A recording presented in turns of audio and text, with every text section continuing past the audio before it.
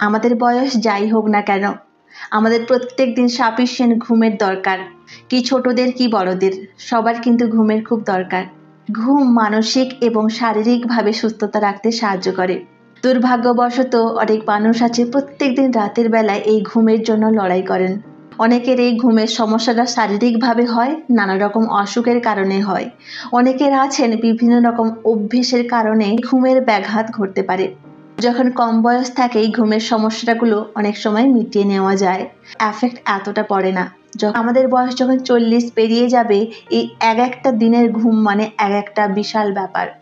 শারীরিক এবং মানসিক স্বাস্থ্যের উপর যেরকম আঘাত পড়ে, সেরকমই নানা রকমের অসুখের সম্ভাবনাও বেড়ে যায়।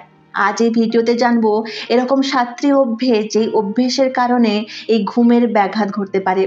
ঘুমের ব্যাঘাত হওয়ার প্রথম কারণ হচ্ছে সময়সূচি। আমাদের সময়সূচি এতটাই খারাপ যে ঘুম নিজেই বিভ্রান্তি হয়ে যায়।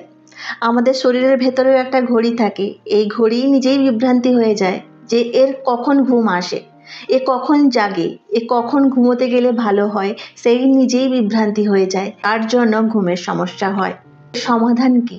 এর সমাধান একটাই, রুটিনটাকে ভালোভাবে মেনটেন করা। রুটিনটা মেনটেন করতে হলে একটা নির্দিষ্ট টাইমের দরকার আছে।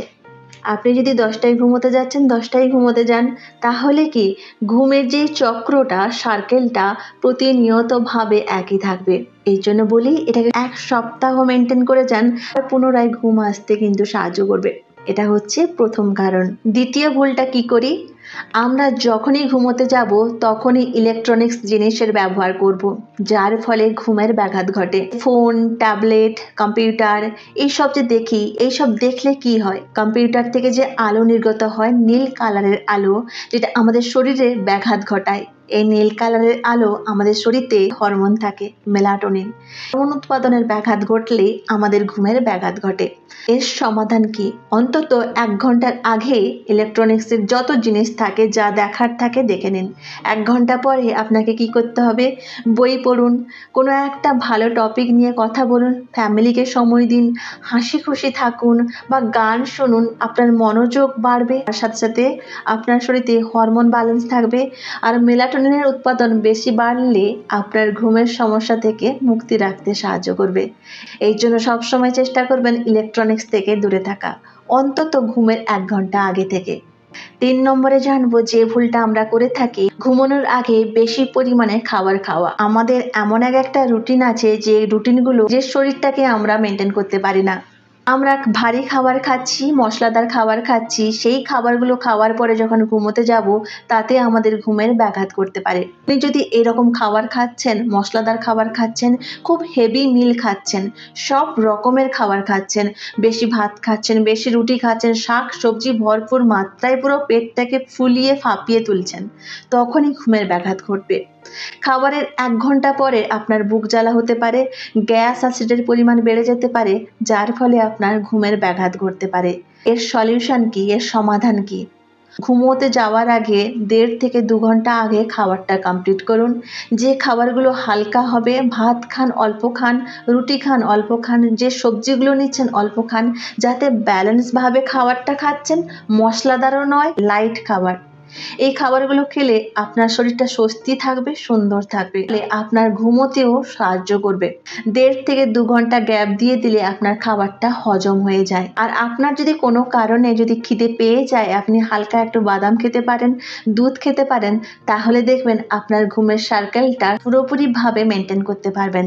4 নম্বরে আপনি যেটা এড়িয়ে চলবেন, ক্যাফিন জাতীয় খাবার থেকে, ক্যাফিন জাতীয় পানীয় থেকে আপনাকে দূরে থাকতে হবে।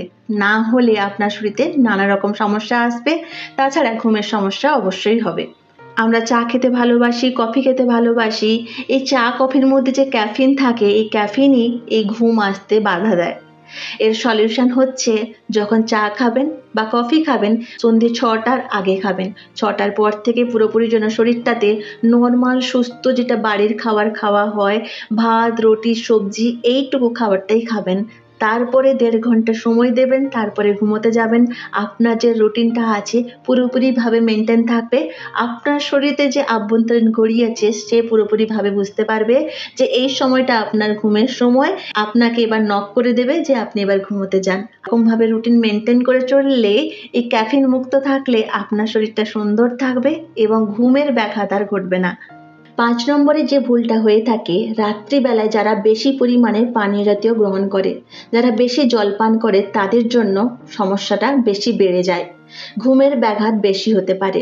রাতের বেলায় যদি বেশি পরিমাণ জল পান করা যায় তাহলে বাথরুমে বারবার যেতে হবে, তাহলে ঘুমের বাধা আসতে পারে, যার জন্য ঘুমের সমস্যাটা হতে পারে। এর সলিউশন কি, এর সমাধান কি?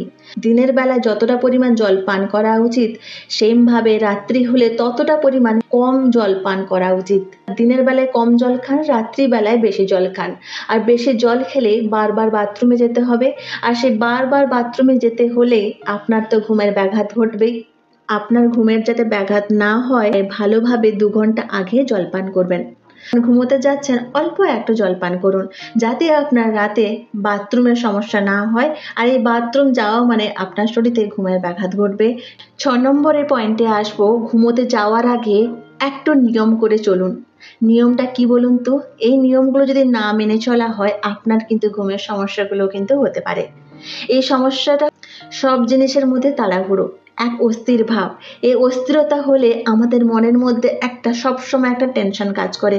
আরে খাবো কখন, খাওয়ার পরে ঘুমোতে যাব কখন, ঘুমানোর পরে সকালে উঠবো কখন। এই যে অস্থির ভাব, শরীরের প্যাটার্নটাও একটা অন্যরকম ভাবেই হয়ে যায়, যার ফলে ঘুমের ব্যাঘাত ঘটে। এর সলিউশন কোথায়? আপনি যখন অফিস থেকে বা কাজকর্ম করে বাড়ি ফিরছেন, একটু বসুন, শান্ত থাকুন, তারপরে কিছুটা সময় নিজেকে রেস্ট নিয়ে খেতে যান। তারপরে যে রুটিনটা, মোবাইল না দেখে একটু গান শোনা, একটু বই পড়া, একটু নিজেকে সময় দেওয়া, ফ্যামিলিকে সময় দেওয়া, হাসি খুশির মধ্যে থাকা, যে নিজেকে একটা মেনটেন করা, নিজের একটা এনভায়রনমেন্ট গড়ে তোলা, আরামদায়ক পরিবেশ। এই আরামদায়ক পরিবেশটাই আপনার যে অস্বস্তি পরিবেশ থেকে দূরে রাখতে সাহায্য করবে। 7 নম্বরে বলবো স্ট্রেস এবং উদ্বেগ। এই সমস্যার সলিউশন কেউ নয়, আপনি। মানসিক চাপ, কাজের চাপ, পারিপার্শ্বিক চাপ, ফ্যামিলিতে নানা রকম সমস্যা মানসিকভাবে উদ্বেগ করে তোলে, যার ফলে ঘুমের ব্যাঘাত ঘটে। আপনার যত স্ট্রেস থাকবে, ঘুম কম হবে, মানসিক চাপ, স্ট্রেস, উদ্বেগ আরও বেড়ে যাবে। এর সলিউশন হচ্ছে ধ্যান করার কথা ভাবুন, বই পড়ার কথা ভাবুন, একা থাকার কথা ভাবুন, গাছপালার মধ্যে থাকুন, সবুজ গাছপালার মধ্যে থাকুন। সবুজ অংশ আমাদের চোখটাকে ধাঁধিয়ে দেয়, মনটাকে সুন্দর করে তোলে, মানসিক চাপ, উদ্বেগ থেকে দূরে রাখতে সাহায্য করে। আর বই পড়লে মনটা অনেকটা ডাইভার্ট থাকে। নিজেকে হালকা রাখুন, কাজগুলো থেকে দূরে থাকুন, তাহলে আপনার শরীরটা রিল্যাক্স থাকবে, স্ট্রেস থেকে মুক্তি পেতে সাহায্য করবে। মেডিটেশন এমন একটা জিনিস, আপনার স্ট্রেস, উদ্বেগ থেকে মুক্তি পেতে সাহায্য করবে। আর এই মেডিটেশনই আপনাকে ঘুমোতে সাহায্য করবে। তো প্রতিনিয়ত একটা নিয়ম মেনে আপনি কিন্তু মেডিটেশন করবেন, প্রাণায়াম করবেন, এক্সারসাইজ করবেন। রুটিন মেনে যদি চলা হয়, আপনার শরীরটা কিন্তু সুন্দর থাকবে, সুস্থ থাকবে, ঘুম আসতে সাহায্য করবে। এই 7টা রুটিন যদি ভালো করে মেনটেন করা হয়, আপনার কিন্তু ওষুধের দরকার নেই। আপনি যদি নিজের শরীরের সম্পর্কে বুঝে যান, কোনো ওষুধের দরকার হবে না, ঘুম আসতেও সাহায্য করবে। ভিডিওটা কেমন হয়েছে জানাবেন। সবাই ভালো থাকবেন, সবাইকে ভালো রাখবেন। নমস্কার।